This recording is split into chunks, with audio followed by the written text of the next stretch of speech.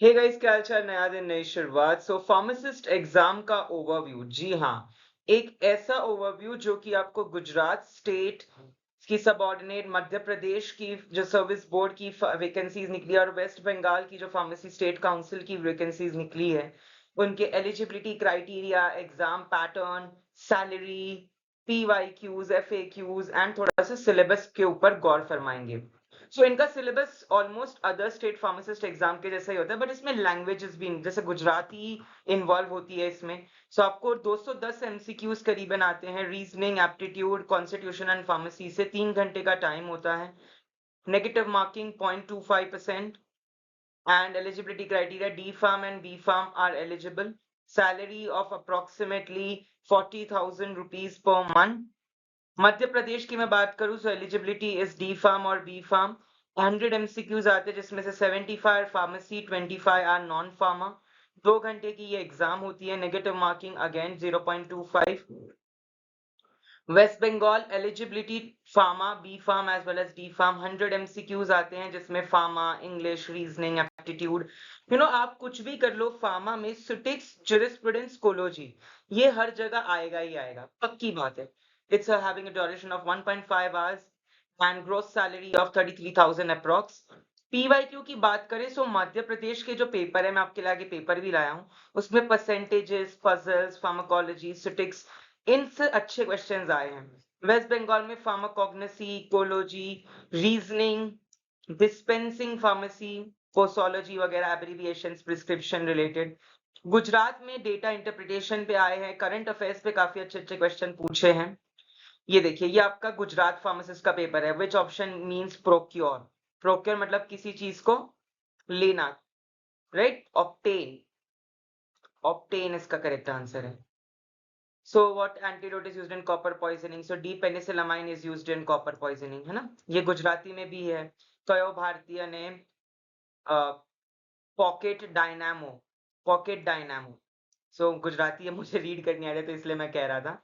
यही है कि पॉकेट डायनामो किसको बोलते हैं। इस तरीके के क्वेश्चंस है। प्रोफेशनल एग्जामिनेशन बोर्ड, ये आपका मध्य प्रदेश में देखिए कैसे आ जाता है। लर्निंग डैश तो fill in with articles, conjunction, interjection, tenses, figures of speech, इस तरीके से इंग्लिश पे क्वेश्चन आते हैं। और ये आपका है वेस्ट बंगाल का एक पेपर। वॉल्यूम ऑफ डिस्ट्रीब्यूशन पे प्रश्न आया है। टैक पॉलीमरेज, जो कि आपका हाई थर्मल स्टेबिलिटी होल्ड करता है पीसीआर में, क्योंकि 195 तक का टेम्परेचर होता है। Okay. Apparent drug distribution, vaccines prepared through rDNA are called Raynaud's phenomena. Raynaud's phenomena.